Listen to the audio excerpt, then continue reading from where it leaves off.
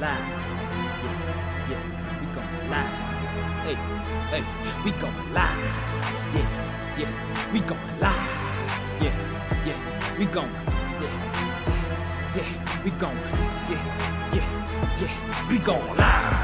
From the 50-yard line, we going live.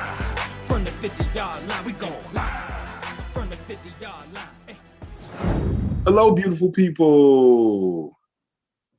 Hello, hello, hello. I am Jarrett the Football Genius Burgess. And I am Stephanie Fitzpatrick, aka the Advantage Coach. And if you heard like a little delay on my voice at the beginning of this recording, it was because as soon as I hit the button to record, there was a voice in my ear that was saying, "You are now recording." This is why mine was delayed, because I'm over here listening like, what is happening? Oh, you heard it too? Yes. I was like, what's that? Yes. I've never heard that before. Never. It caught me off guard. So y'all just forgive us. Whatever. This is why we do what we do. This platform is doing something different. I don't know. Clearly. Like, okay, thank you. Oh man, but this is episode 111 of the Field to the Real podcast. Yeah. We are truly delighted for you guys to be joining us. I can't say enough how appreciative we are that the numbers are like going up. Yeah. People are like, listening. So we appreciate you guys. Yes, for thank listening. you. Thank you. More than we could ever say thank you. Right. Yeah. Real talk. All right, let's listen to who's really right. All right, so the Clippers. Yeah, the Clippers. It looks like they're clipping. The Clippers are clipping. Okay. So are they in trouble? They are down. For those of you who don't know, the Los Angeles Clippers are the number 4 seed, and they're playing the Dallas Mavericks, who are the number 5 seed. Mm-hmm. And they're currently down to the Dallas Mavericks 2-0. Okay. Is it time to panic? You asking me? Ladies my first. Time? Yes. Okay. I would say no, and I'm going to say no for a couple of reasons. Okay. I'm going to say no because I'm as much as I hate to say this, I'm never going to count Kawhi Leonard out. I'm not. Okay. As much as I hate to say that, I'm not going to count him out. I think that the person who needs to step up is not him. If Paul George get his stuff together. George Paul. Don't do that. Pandemic P. Stop. I'm sorry. I'm gonna stop. So if he can get himself together, like I feel like they got a shot. And the other reason I'm going to say that is I feel like, they always have the day or two between. So when they switch, I think I have enough faith in Tyronn Lue and Chauncey Billups that they're going to come up with a plan for your boy. Luka. Okay. Yeah. They're going to come up because essentially, I know what you're going to say because we've already had this conversation. There's an X factor for them as well, but essentially he's their basketball team. Mm-hmm. If you figure out how to stop him, even that X factor can't do it by itself. True. So I feel like they have more weapons on the Clippers side. I don't know if they came in feeling like because they were 4 and they were 5. I think it was the same kind of what you saw with the Hawks and the Knicks that first game. Like, I don't know where y'all were. Like, were you just feeling like you were going to coast? Because, I don't know. But that's the toughest series every year. So I don't know why you playing because y'all the closest to, like, right? So, right. Yeah. So it's going to be interesting. I definitely don't think it's over. I don't think it's over. I think they're going to, some dog is still in them and they're going to come back and make it a series. Now, will they win? I don't know. But will they not just be laying down like some dead dogs? No, they won't. So this zoo's really right. So obviously I'm on the other side of this thing. Yeah. It's time to panic. It is really time to panic. One, because not only was home court advantage stolen from the Clippers, true, it was ripped from them. Like to be the like home they got team. Beat down. Like, well, they didn't get beat down, but to be the home team and lose both of your home games is tough. So you got to go to Dallas now, where in Texas there'll be a full stadium of people. Oh yeah, they're gonna have And so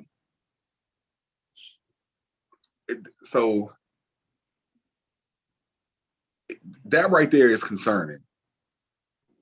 The second thing is they had a day in between game 1 and game 2 to fix how they was going to stop Luka Doncic, and they did not figure it out. They did not. And so what I'm thinking, the boy is the truth. I'm sorry. He is. Oh, he is. I'm sorry. Like, I'm not. We can't just dismiss and be. I'm not being dismissive for the fact that he is amazing. Right. So don't get that wrong. I'm just saying he's a one-man show. Okay. So I take that, right?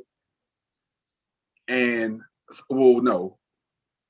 So the reason I disagree with that is that even though he is carrying the team on his back, I think that the players around him have really stepped up. Like Tim Hardaway Jr. playing out of his mind. Trey Burke, out of his mind. Dorian Finney-Smith, players like that. And this is what I think that their game plan should be. They tried to double Luka, that ain't work. Yeah. Luka gonna get off. Let him get his. Uh-huh. You need to stop Tim Hardaway Jr. Yeah. You need to stop Kristaps Porzingis. Yeah. And we should never even hear Dorian Finney-Smith's name. I know, right? Like, who? Look at no disrespect. Be like, who? Right. We shouldn't hear his name in a series of this magnitude. The reason why these two great wing players, who we thought that they were great wing defenders, are together is because they felt like, and the brass of the Clippers felt like, two wings is what you need to be successful in this league. Something similar to Michael Jordan and Scottie Pippen being both defensive stalwarts. Right.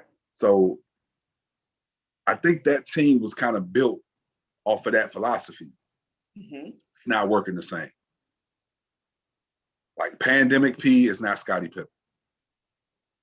And I don't care how much much Skip Bayless tries to force you to believe that Kawhi is the next coming of Michael Jordan. He is not.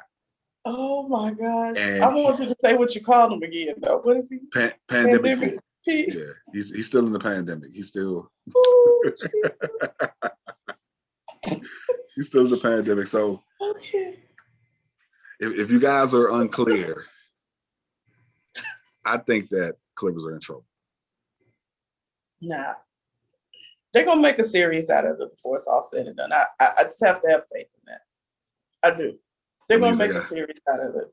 They got to win two games in Dallas. 2 games in Dallas. They got to win both of them. Yeah. I hear you. Think they can do that? Dallas won 2 games in LA. It's possible.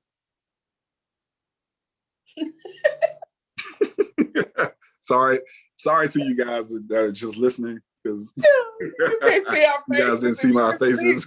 Jared's face right now. You'd be like, okay, but we'll see. We'll see what happens. I'm gonna keep the faith for them. I'm gonna keep the faith for them.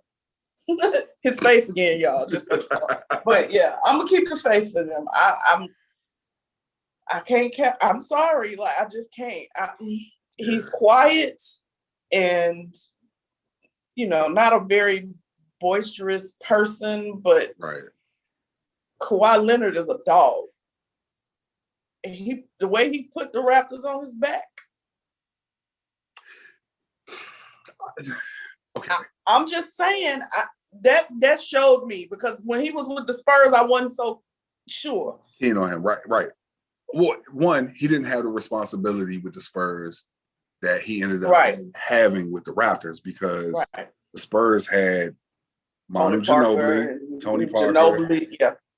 You know, at some they had point those it was guys. even Tim Duncan was still there with him. So yeah. Right. And so I think the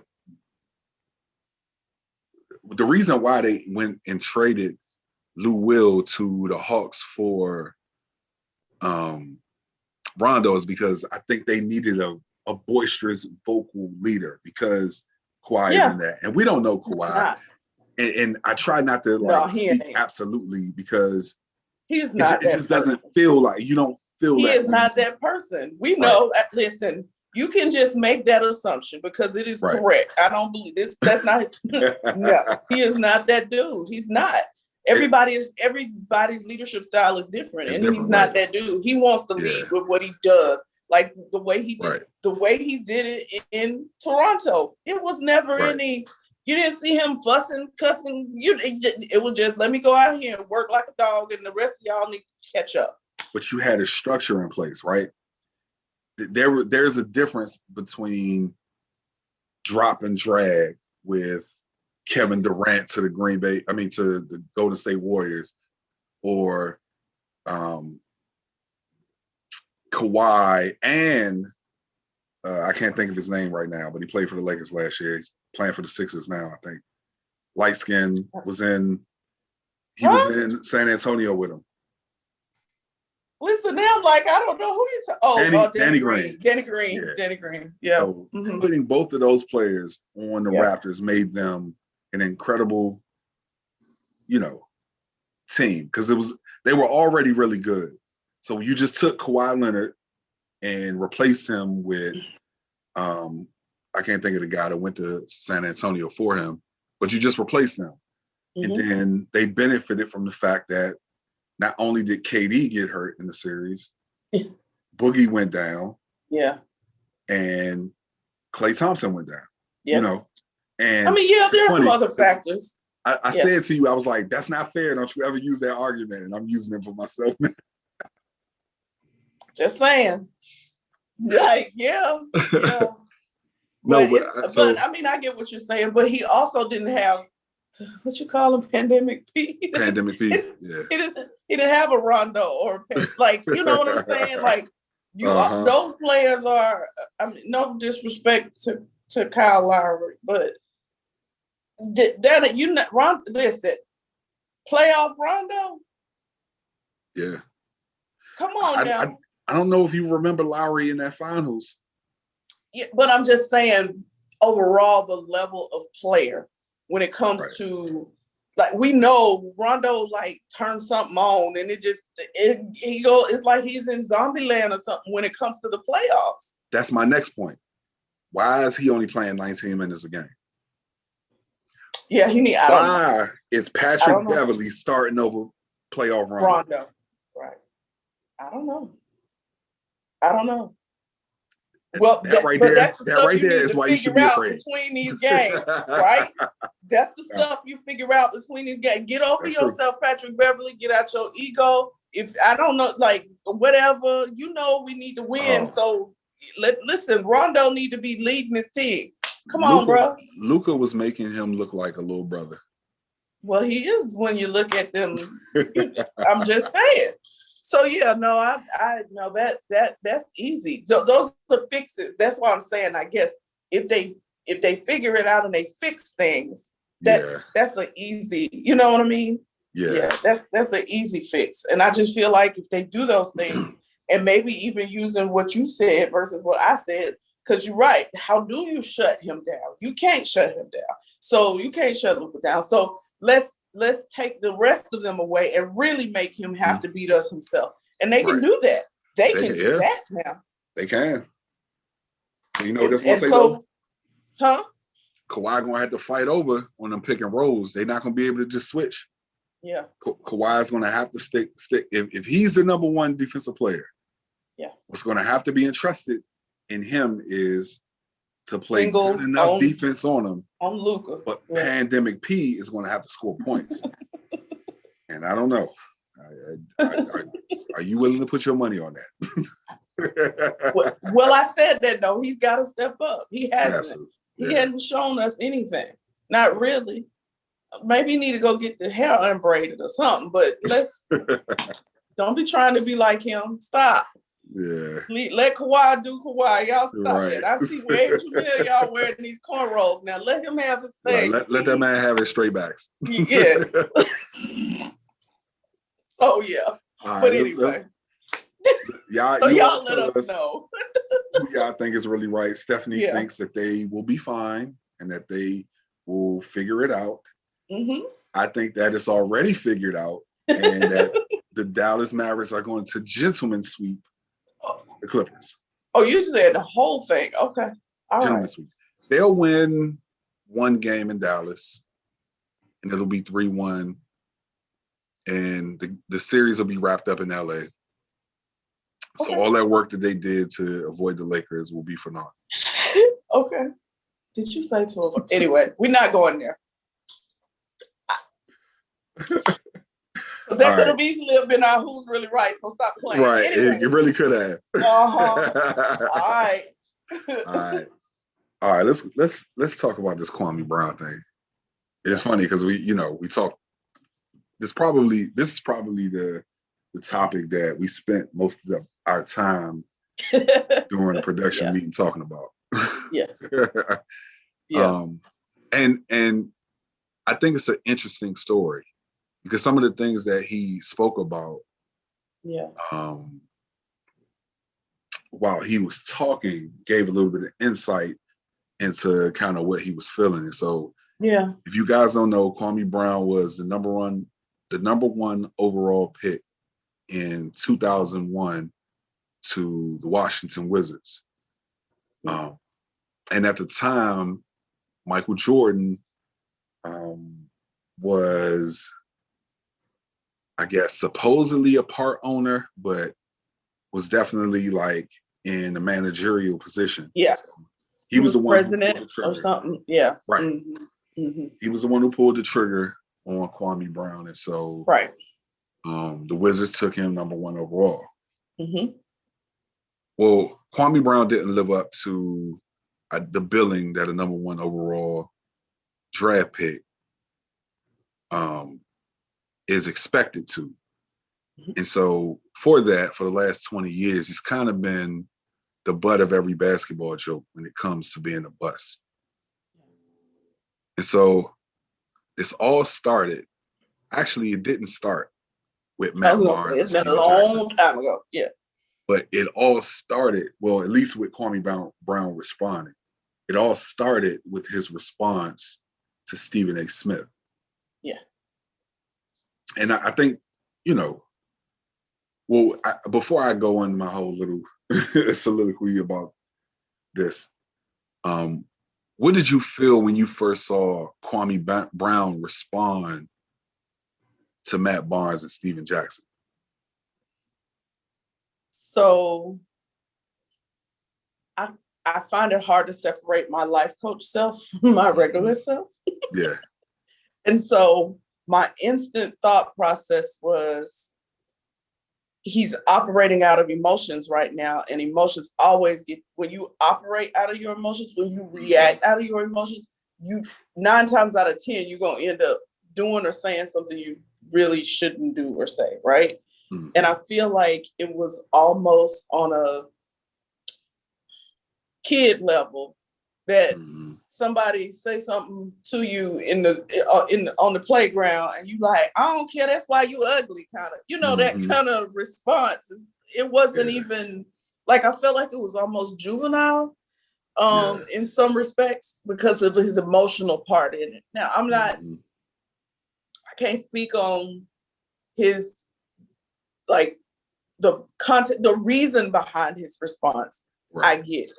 It's the way he responded that I was like, like I would have preferred if he had just kind of, I don't know, like I don't know how he could have done it, but just to leave out some of the name calling and like antics of it, I think it would have made him seem, it would have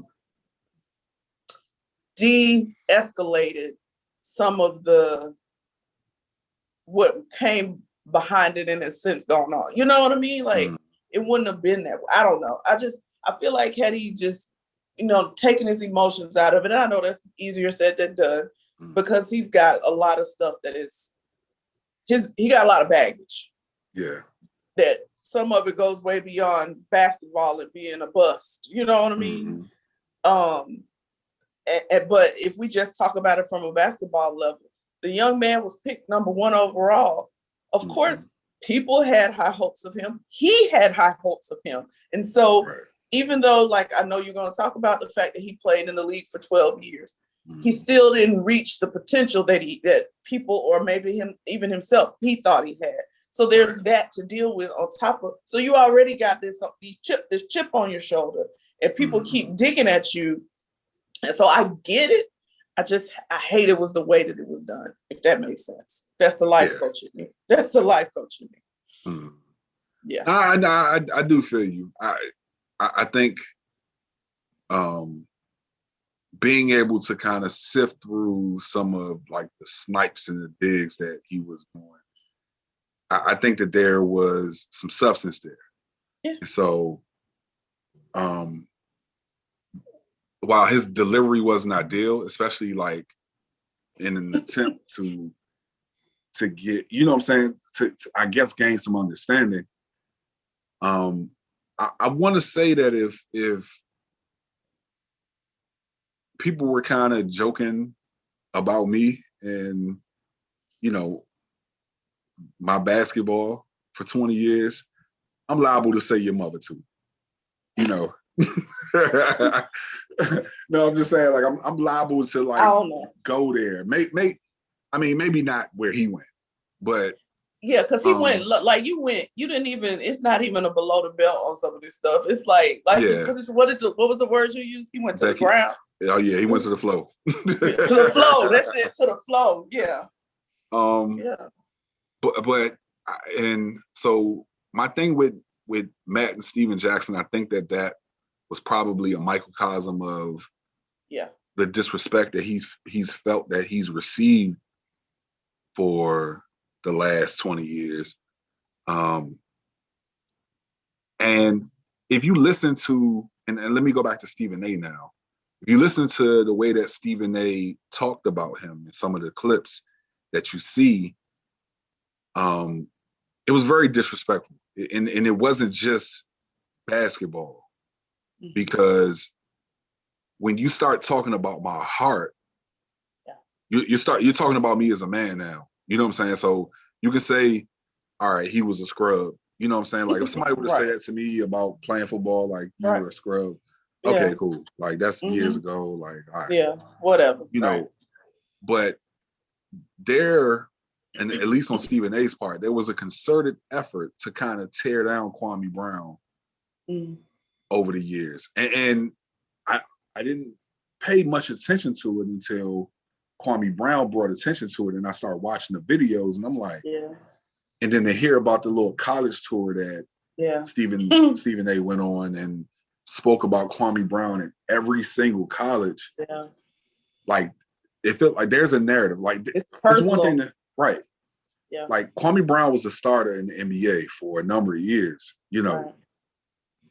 We can talk about busts, number 1 overall pick busts, who were way worse than what Kwame Brown was. So for Kwame Brown to kind of be, I guess, the butt of everyone's joke when it comes to being a bust, it's questionable at best. Yeah, I get it. I don't know. It feels personal with Stephen A. I don't know what the issue is. Some of the comments feel like not even the comments themselves, because that's Stephen A. The same argument I made about All the Smoke with Matt Barnes and Steven Jackson is, these are Stephen A's person.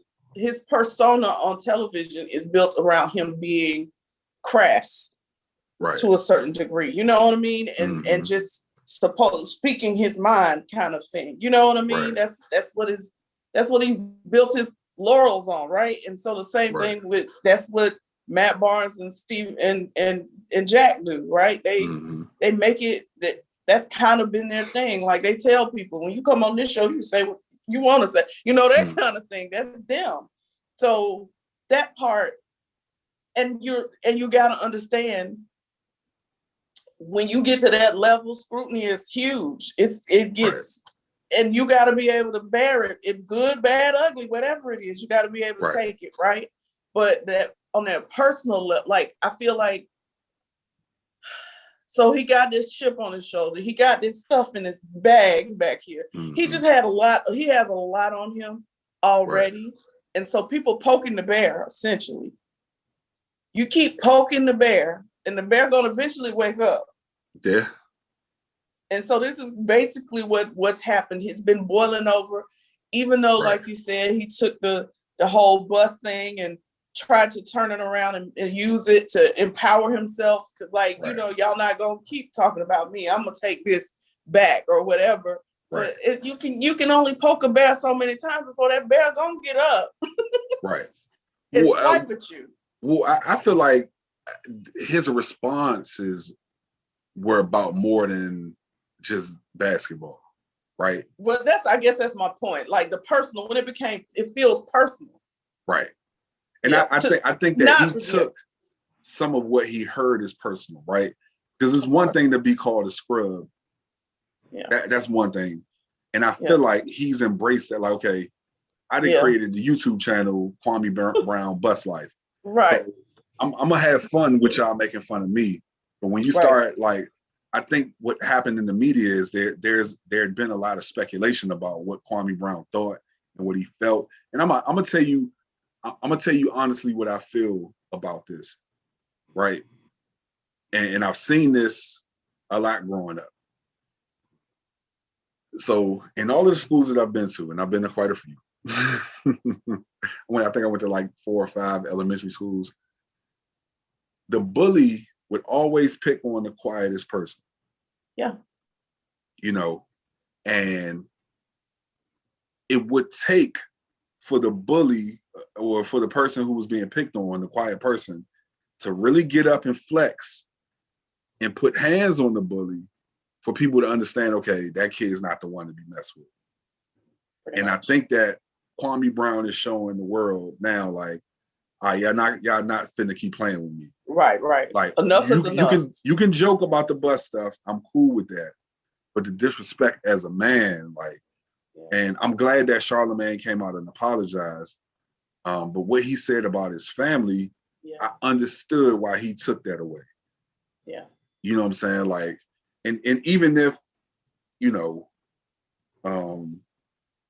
I think about my dad's past and, you know what I'm saying, like, some of the stuff that he went through, if somebody would have come and look at me, or even somebody would have come, you know, speak about my dad and about his past, like, and that was years ago.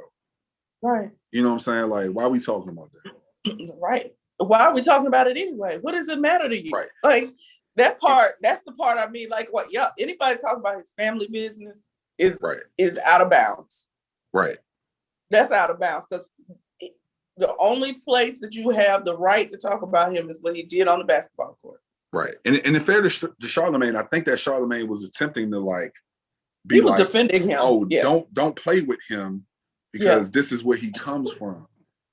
But I understand full well why he would be upset with that, because like, don't take my family trauma and use it to paint this narrative about who you think I am. Right. Like, I'm not some crazy violent person. That's an assumption that I'm the person that my family, like, wait, you don't know me to know to say that.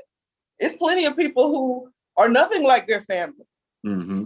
He made a choice. He went in a different direction than the people in his family. So how can you assume they just all the same?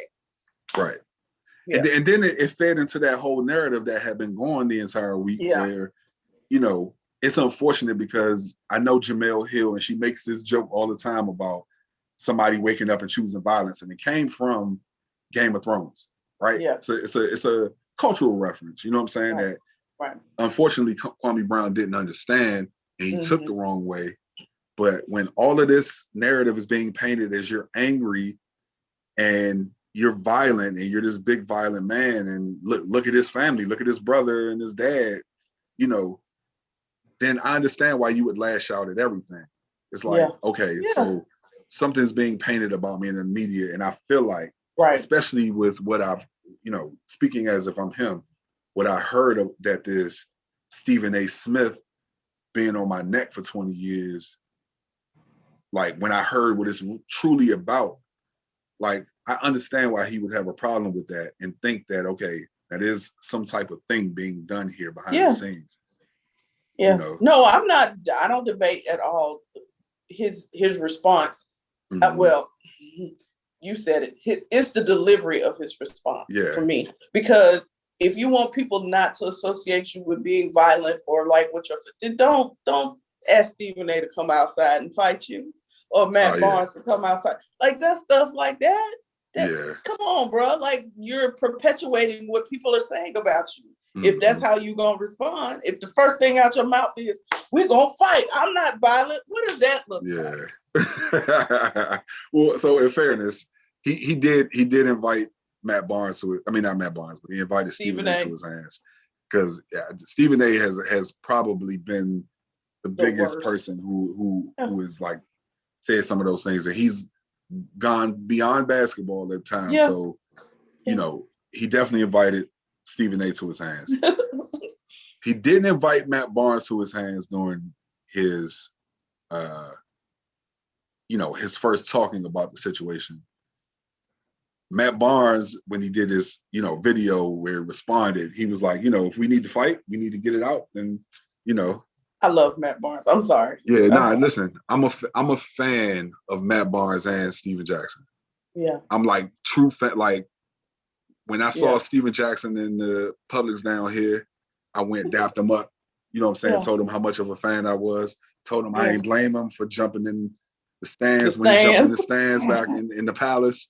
You know what I'm saying? The Malice in the Palace. So I'm truly fans of those guys and fans of them as basketball players because, you know, they weren't these highly rated, touted players, but they were tough. And they played defense, both of them. Exactly. And they were both like tough players. So I've been fans of them. So I'm saying it to say like there's not any bias here where I'm like, I don't like them. So I'm saying that they deserve something or anything like that. But I did understand, while I would have chosen a different delivery, I did understand where Kwame Brown was coming from. Absolutely. Well, can I just say this? Mm-hmm. I doubt it, but I'll just say it anyway. Stephen A., Matt Barnes, Jack, Gilbert, whoever else, as Black men, understand that Black men have hard enough time in this world. I'm about to cry thinking about this, literally. Have a hard enough time in this world. So if we're not going to be uplifting, let's not say anything at all. Yeah. Because y'all don't know what that young man is really feeling on the inside. Like his, he got to, like I said, he got all this baggage, this chip on his shoulder. He got to deal with it every day that he was a bust. Right. And so surely there are enough people in this world who are against you all, not to add to it with one another. So I would caution. I'm gonna say, I think it's inbounds to talk about anything as far as his game. I know that was really all they were talking about on that episode of All the Smoke, was just his basketball skills, right?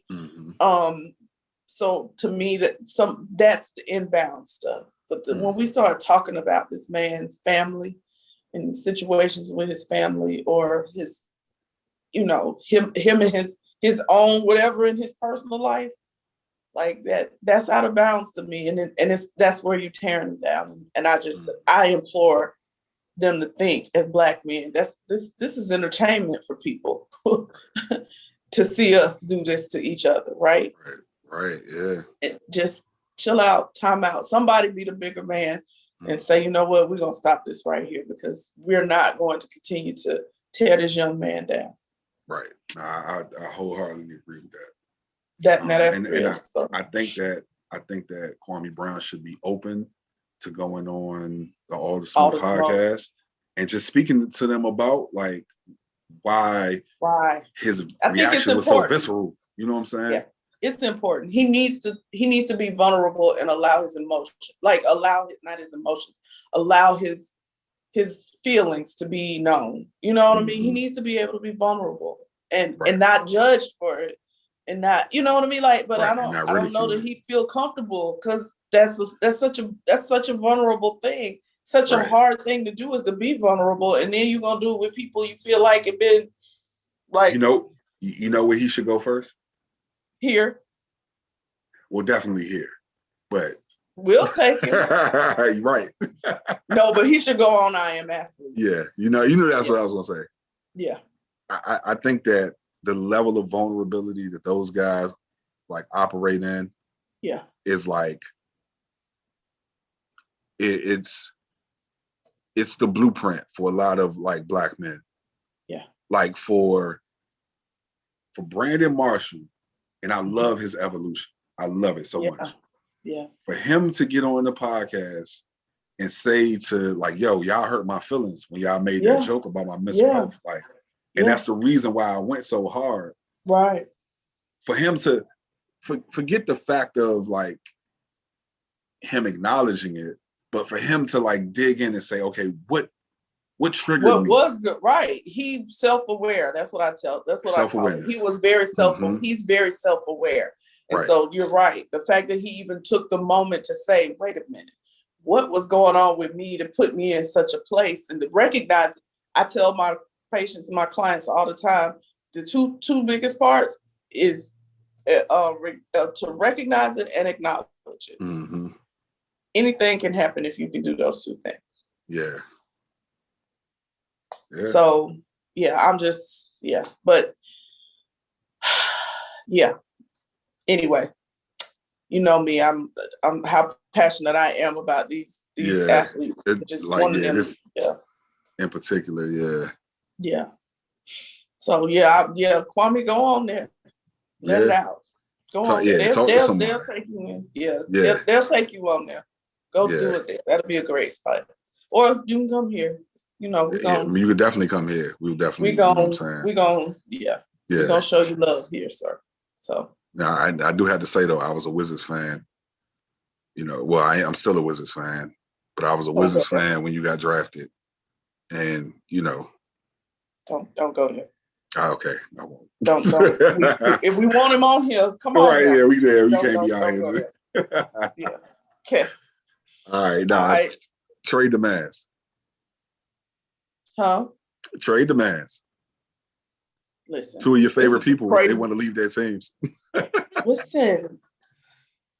Right. I have literally had to stop looking at this because it literally is like, it's giving me anxiety. Yeah, I know. To think about this for both of them, because for Julio, it's because I have such a love for him in Atlanta. Yeah. Like I'm about to cry about that too. No, but yeah, I have such a love for him in Atlanta. It breaks my heart. I don't know what's happened, but whatever it is, I wish him well. Like, you know what I mean? As much as I would love to see him retire a Falcon, the love I have for him is beyond my allegiance to my team. So I will say, whatever works for him. And this is what I've seen like in comments and stuff, and they're right. He deserves to go somewhere and win a championship. Yeah. He does. And so I hope that happens. Now my angst comes from the Aaron Rodgers thing. Yeah. Because I'm scared of like where's he gonna end up? Right.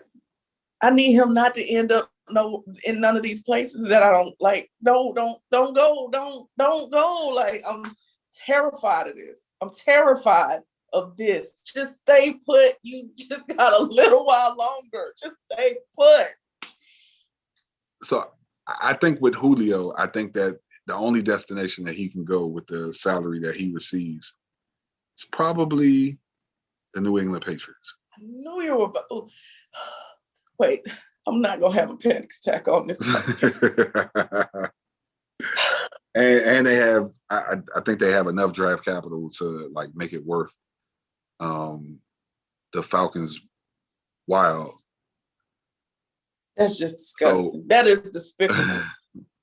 And it's looking like they're not going to get a number 1 or first round pick for Julio. It's going to be like a second or third. So I think Belichick would give up that, and maybe, I think, does he have 2 more years left on his deal of $15 million a year? Yeah. I think you do it if you're. They would take that. Yeah. I think you do it. To bring him to play with Cam for, And even if you would have to give up, like, let's say you had to give up Stephon Gilmore. I didn't mean that. No disrespect, Stephon, but I'm like, Julio, I'm sorry. Stephon Gilmore to the Falcons, when you think about the fact that the Falcons' problems haven't been offensive. No. They've been defensive. And you get a piece like Stephon Gilmore to to put at corner. Yeah. They need a name. They do. They need a name. They do. That's the thing they haven't had. They need a name. Yeah. You do. Like, real talk. They need that person that's got that little something about them. You know what I mean? Right. Yeah. Scare some defenses. Like, you know what I mean? Scare some offenses. Make them worry. Like, oh my God. You know what I mean? Like, they do need that. I do agree. And then I think it's a done deal anyway. They just brought in that new wide receiver. The Falcons just brought in a new wide receiver, so they gonna make the deal done. But I just hate if it's got to be New England, Jesus, because that was my fear. Even with Aaron, like, don't go. You said don't go where? At first, it was when we were still in this unsure about whether Cam was going. I was like, don't go there. Come on, please don't go there. That would have been amazing. I would not have. I don't want to see that. Well, my disdain for Tom Brady is a little bit higher than my disdain for Bill Belichick. So, see, we opposite. Mine is all about Bill Belichick. Oh, it's the other way? Okay. Yeah, all about Bill Belichick, for sure. Nah, I can't stand Tom neither. One of my patients today said, well, how did he put it? He was like, oh, no, he's from New Orleans. So he said, oh, no, I don't like Tom Brady. He was like, no, no. He was like, I hate it. It's such a harsh word to use, but I hate him. I completely understand, sir, whoever that was. Okay. You hate Tom Brady? All right. No, but okay. So go ahead. I'm sorry. But where is Aaron going then? Well, so I'm going to give you where I want him to go. Okay. And then where I think he'll end up. Look, it's 2 places already. Let me not do the Wakanda sign on you, but all right. Your Jack gonna run here.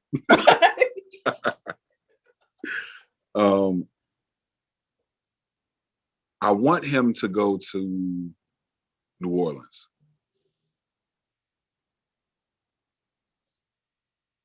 I want him to be in the same division with Tom Brady. And I want him to have that team and that offensive coordinator to work with. He go there, Sean Payton is going to be like flipping back, doing backflips. Yeah. Sean Payton will be doing backflips. Listen. But he's going to Denver.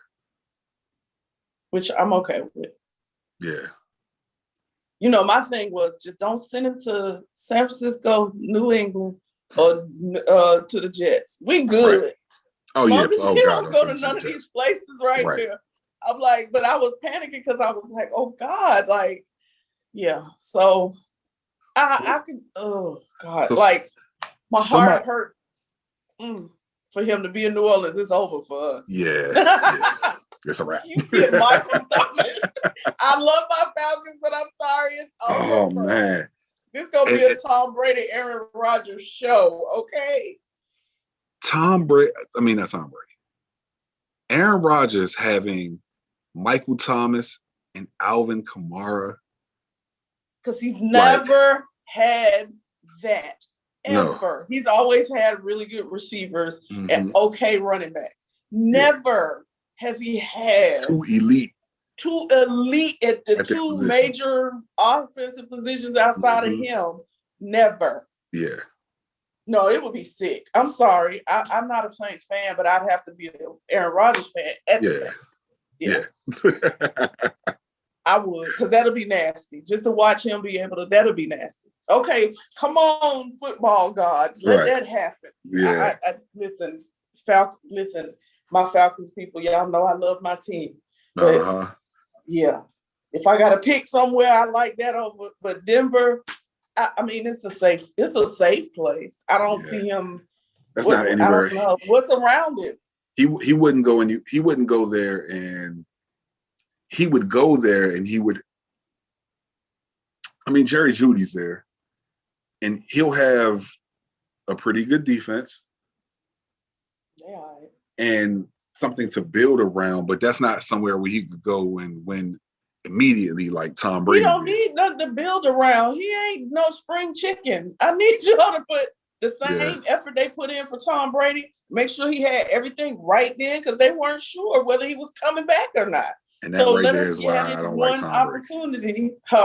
I said, and that right there is why I don't like Tom Brady, because nobody's in the history of football is going to ever get their plate made the way that Tom Brady got his plate made. He got his plate made. He did. I ain't gonna lie.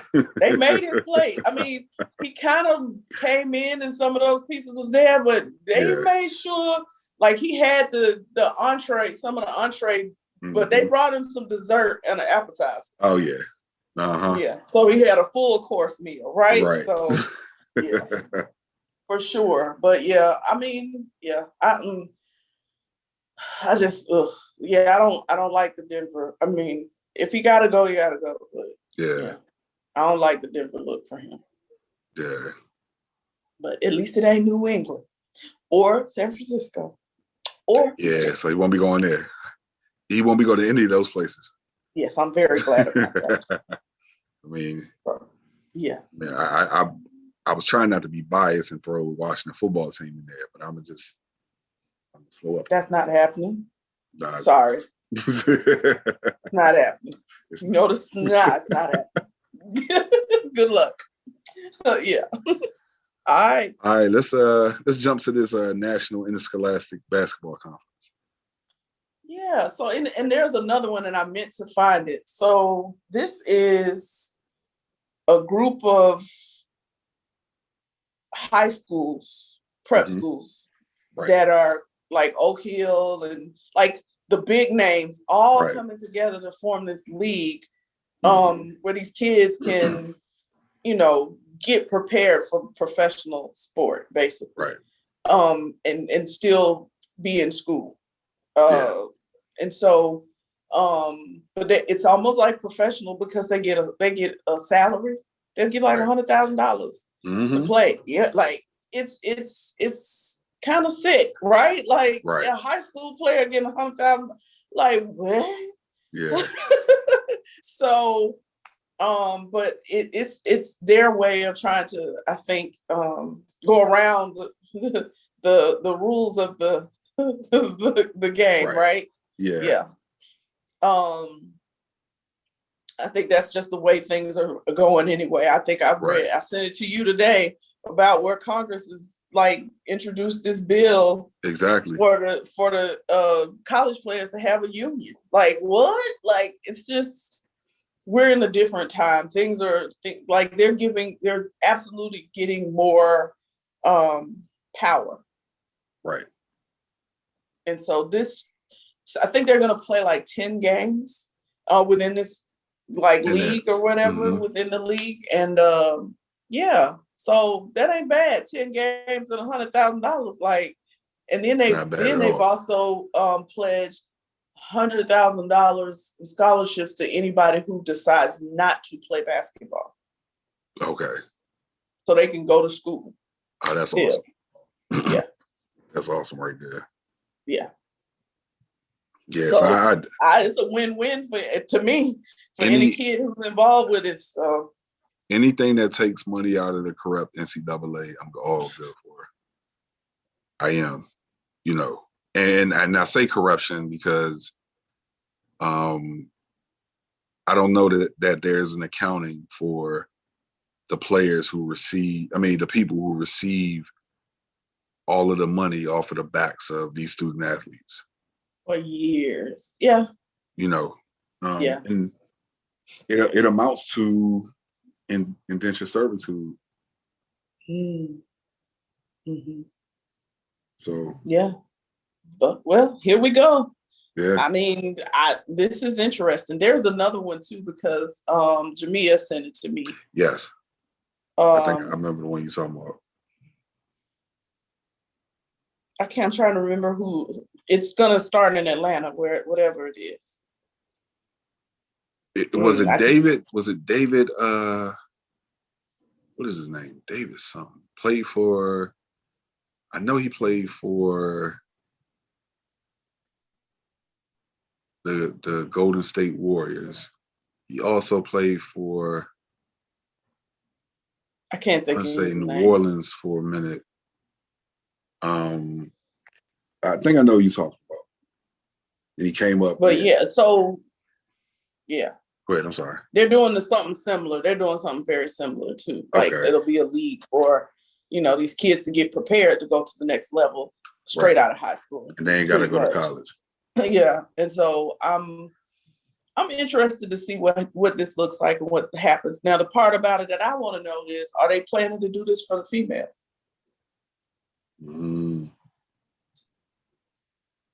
Don't get me started. That's the part. Yeah. I think yeah, like y'all gonna do this because it's something that, like, I don't know, but they need to figure that out too. Help them too. Yeah.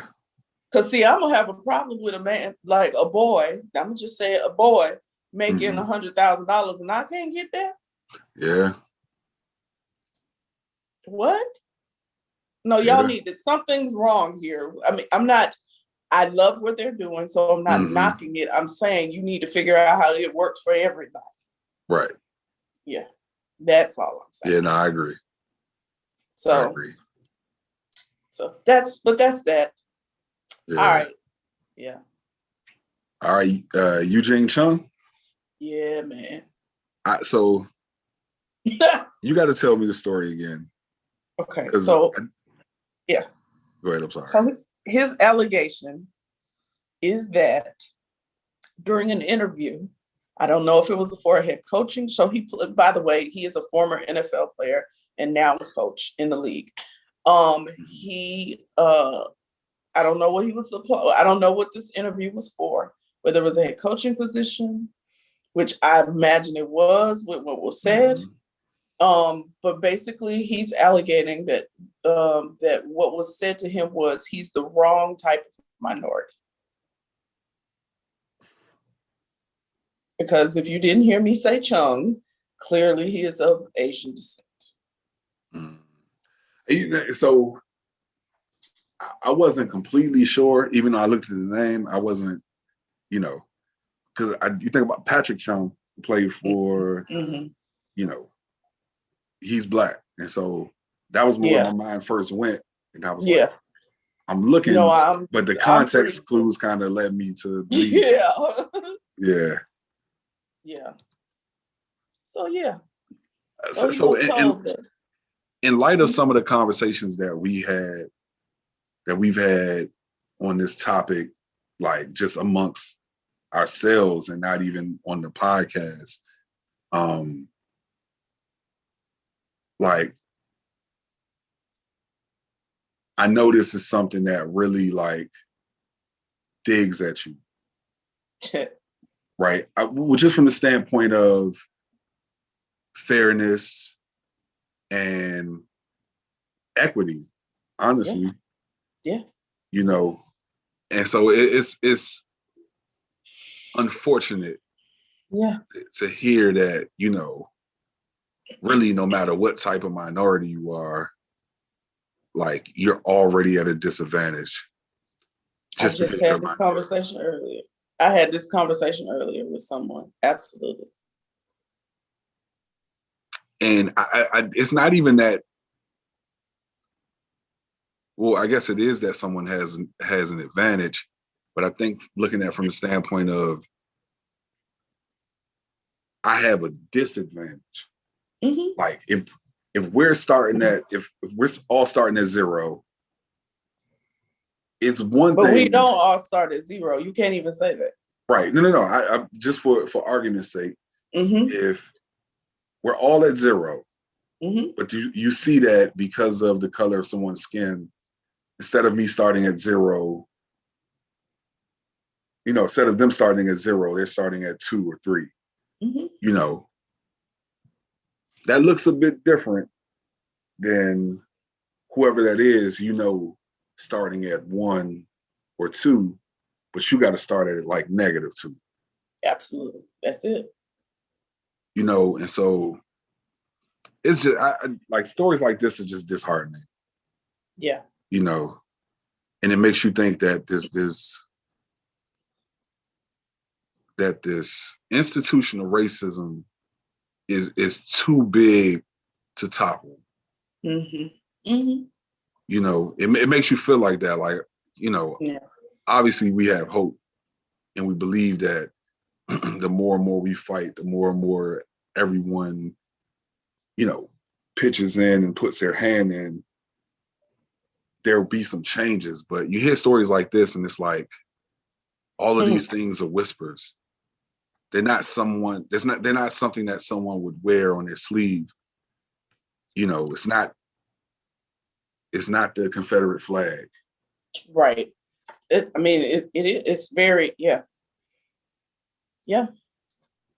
that's why it's been so this past year or so it was brewing before that, but especially with the last year and the social social injustice and unrest, uncovering a lot of what has been able to just be said, no, that's not happening, because you don't see it outwardly, but it's been inadvertent, right? It's just been kind of ingrained in, and so it's just a part of what we used to. Like, that's kind of what it is. We just got used to it. It's just a part of what we used to because it was just ingrained in. And so with what's happened over the past year and digging some of that stuff up and making it come to the surface versus leaving it under the surface has shaken people, you know what I mean? And so his thing was, he said, I've been silent for too long. So this is probably not the first thing that's been said to him out of the way. Right. Oh yeah, I'm sure it's been. You know what I'm saying? He just was like, I'm sick of holding this in and not speaking the truth. So people are buttholes, basically. You know, so it's interesting. So even though he refuses to give the name of the person who said it, because he said, I just want to make people aware. He was like, I'm not trying to get somebody in trouble. I just want people to be aware. And so I hope that what he wants, he gets out of this. Yeah. Definitely. Yep. All right. On to the real. On to the real. All right, let's see who we got from On to the Real today. Mr. Anthony Alabi. Yep. Did I pronounce it right? I hope so. Yeah, I think that's right, though. Yeah.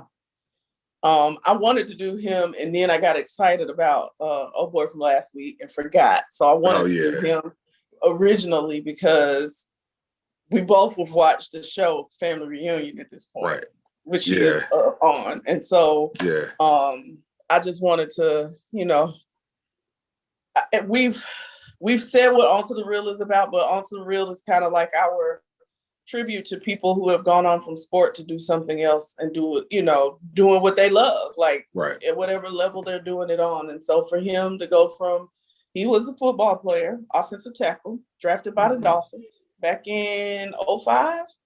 Yeah, 5th round draft pick back in 2005 from the Dolphins. And now he is starring on a Netflix show called Family Reunion. And yeah, so love it. I love this. I love this for him. It's funny. Every time I see the show, and shout out to my guy, Mike Brown, one of my friends, and he was one of my teammates at Howard. Okay. I feel like he is Mike Brown. Like the way that he acts in the show, like kind of, you know, and I hope he don't, like Mike Brown, don't take offense to that, because no, I think he's but like the silly acting, like I mean, lighthearted. Yeah, exactly. Yeah. Mm-hmm. And so when I saw it, like, even though he doesn't like look exactly like him, he reminds me of him. And so and I was like, man, I didn't get to say it to him, but I was thinking to myself, and if he hears this podcast, he'll hear it for the first time. But man, you might have missed your calling. Supposed to be an actor. You should be in Hollywood somewhere. Yeah. No, I love it.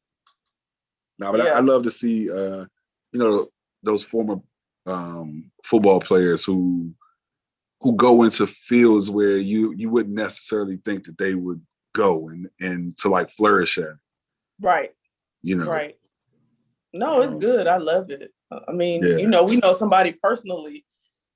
His career is really taking off right now. Yeah. After football. So yeah, we might have to revisit that.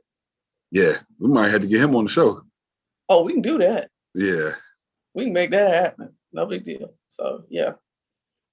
But this is cool. I like this. I thought it was a good, you know, it's not just, you know, no knock, Jesus, don't nobody kill me. But like, you know, when you think about like OJ or Jim Brown or those people who went from football to acting, like they were horrible actors. Yeah.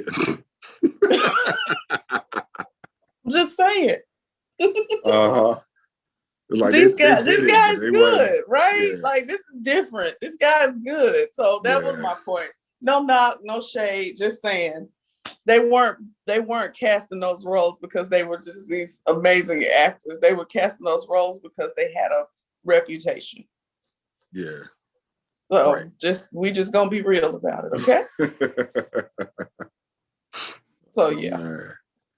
Yeah. All right. Feel good final thought. Yeah. All right. This is an eyeball sweat moment.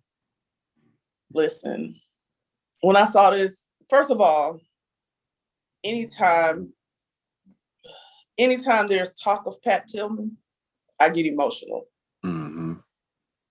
I remember his last football game before he went off to war. Mm-hmm. And it's just, it was such a mind-boggling decision in my head, right? Like, but it just became so much more, I don't know the word to use, of a huge sacrifice when he lost his life. Mm-hmm. And so I loved it. So what the feel good final thought, y'all, I'm sorry, I just started talking about Pat Tillman, but the feel good final thought is JJ Watt has a new shoe that is honoring Pat Tillman. Mm-hmm. And I just think it's so dope. Well, so it was good though that you gave that about Pat Tillman, because I don't think you could even, like, I don't think that anyone could understand the significance of JJ Watt, you know, becoming a free agent and then going to the Cardinals and then wearing someone like Pat Tillman on his shoe with the ultimate sacrifice that Pat Tillman made. Yeah. You know, I vividly remember hearing that, you know, Pat Tillman had passed while, I believe, in Afghanistan. Yep. Mm-hmm. And the report didn't come out first that it was friendly fire. Yeah. And when I heard that, it just made it like stick that much different. Yeah, like man, it wasn't even like insurgents. It was your own people. Right. Yeah. You know.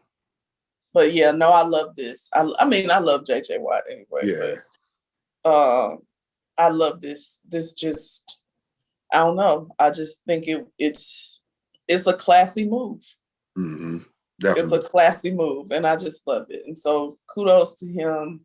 And thank you for your service, Pat Tillman. Mm-hmm. You know what I mean? Like, eyeball sweat. So anyway, it's a great way to honor Pat Tillman, and Absolutely. It's dope for JJ Watt to be aware enough about where he is. I say where he's going, but where he is now. Yeah. You know, and I mean, that's a great way to give it up. You know what I'm saying? Absolutely. It's a great way to honor his life, and to let people, like, we're not gonna forget Pat Tillman. That's right. You know what I'm saying? I do understand that there's a statue of him outside of the stadium. Mm-hmm. Stadium, but like that only serves the people who are going into that stadium. Like, let the world only know that way, and see. You know, there's other ways in. Right, so that's one way. So right. Yeah. I think it's great. Way. Yeah. Great. And it's also good for JJ. Well, I'm sure that's not why he did it, but it's a great way for him to introduce himself and endear himself to the people in the place where he's going. Right. Definitely. Because they have an affection for Pat Tillman. So so I'm sure that wasn't his reason, but it is. Yeah. It is, if we thinking about it, it's smart on his part in that way. Definitely. Yeah. All right, show picks. What you watching? The NBA. That's it. Like, literally, I was racking my brain this week. Like, what have you been watching? The NBA. Mm-hmm. That's it. You know, I cannot keep my eyes open long enough to see an entire game. Like the 10 o'clock games, don't even worry about it. Well, you're not even awake at 7 o'clock. Yeah. Even those 7 o'clock games is like, it's hard for me to do it. But I've been pretty excited, so I've been good. Oh yeah, I'm gonna watch tonight though. Okay. I'm gonna watch tonight. Yeah, right. Okay. No, I am. I'm gonna watch tonight. Well, yeah. The school's out. I don't gotta get up extra early. You gotta get right. Hey, you're right. Okay. Yeah. All right. Yeah. But I've been watching. The season 4 of The Chi just came back on. So shout out to Lena Waithe. I'm back on The Chi. Okay. All right. That's what I've been on. Okay. I started watching it, but I haven't finished. Yeah. Oh yeah, you got it. Yeah. I'm gonna get to it. Actually started watching Snowfall, but I fell asleep. Wait. Was it episode 1? Okay. Yes. See, it's gonna move a little bit slow in the beginning. Okay.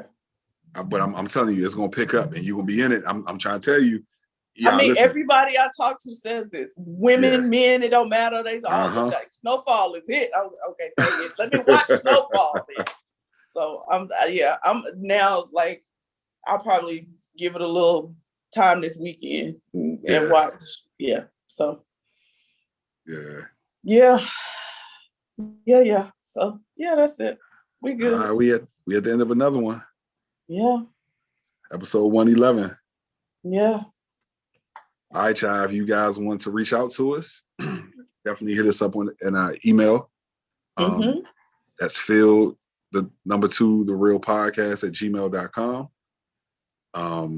If you want to reach out to us on IG, that's @field, the number 2, the real podcast. Twitter, @field, the number 2, the real P1. Please go to our YouTube page, like, share, subscribe. Please hit the like button. Yeah. You know, before you get out of there, you know what I'm saying, before the video goes off, hit that like button just so, you know what I'm saying, like YouTube can do a better job of promoting our videos. And check us out on our YouTube page, our Facebook page. It's fine. Check us out on our Facebook page. Every time that we have a video that hits YouTube, you'll get an alert on our Facebook page. So, and all of these platforms, please let us know how you feel about the podcast. Absolutely. Shout out to my girl Darylyn, who she was like, y'all gotta talk about Kwame Brown. So I hopefully we appreciate did you well. Hopefully we did you good here tonight.